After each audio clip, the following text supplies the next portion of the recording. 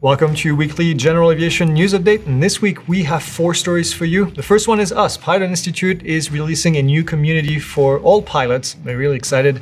The MAX 9 is flying again. Mark Baker steps down as from AOPA, and then lastly, a robotics firm claims to have found Amelia Earhart's airplane. So let's get to it. And first up this week is our release of our new exclusive Pilot Institute community, or PIC for short. Get it? I don't get it. Oh, now I see. Now I get it. I still don't get it. All right, we created the community as a place for all of our students to interact and learn from each other. Here, you'll be able to find answers to any aviation questions that you may have, organized very much more logically than it is on Facebook. We've had a Facebook group. Some of you may be part of it with over 10,000 people now.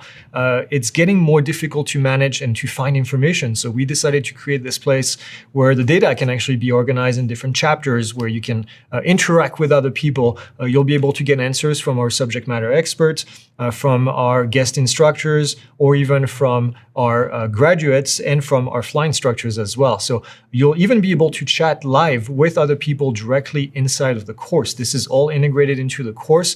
It's also its own platform if you want to access that all by itself. And it even has an app that you can download on your mobile devices. The best part, it's all free, available with your current course login. No need to create a new account, which is really cool.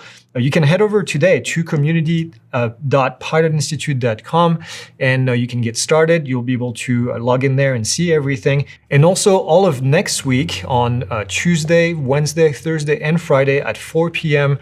Arizona time, we will be having a kind of a mini kickoff event if you want. I call the event Happy Hour. You can come in and chat. You'll even be able to come on stage with me to ask your question, talk about the community. I'll be able to answer all your questions as to where we're going to take the community. This is only version 1.0. This is only the beginning. So please come in, join, ask your questions, interact with others, learn the community, see how it works. We have a ton of tutorials available there as well. We also have some content already that's been put in by students that were testing early. So I'm really pumped. All right, next up is the 737 MAX 9, which has been approved to return to service after required inspections. The approval comes nearly 3 weeks after a door plug was blown out of the Alaska Airlines MAX that was climbing through 16,000 feet. The new FAA administrator, Mr. Whitaker, issued a statement saying that the January 5th Boeing 737 MAX incident must never happen again. Let me be clear, this won't be back to business as usual for Boeing.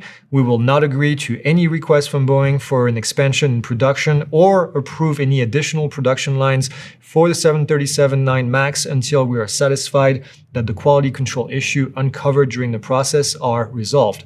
Sounds like the new administrator is not taking this very lightly, which is what you would expect from somebody in his position. Hopefully this will be the last we hear from Boeing with maintenance issues at this stage. Next up this week is AOPA's Mark Baker, who will step down when a suitable replacement has been found. Baker says that he will stay for up to 2 additional years to ensure a smooth transition, as he will continue to run AOPA as normal until the transition happens. There's no word on where Mr. Baker is going to go or if he will actually retire after he's done with AOPA. We'll keep you updated if we hear more on this one.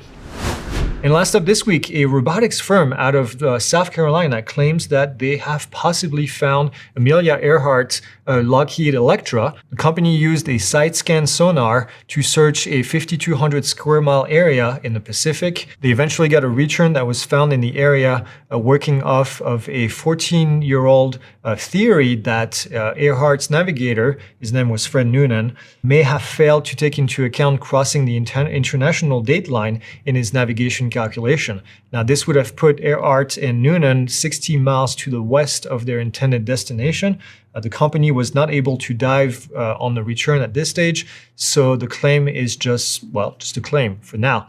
We'll have to see what comes out of this. This is not the first time, I have to say, since I've been in aviation, that we hear people saying they found the aircraft, but this is probably one of the most plausible one that I've seen to date. So we'll see if that's what they found. If it is the case, then I think it'll be cool. Finally put down the mystery as to what happened to her airplane herself and the navigator.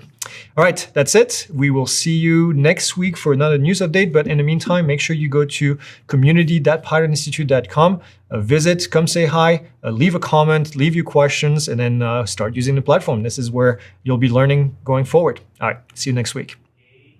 No, the actual 4 p.m. event, happy hour.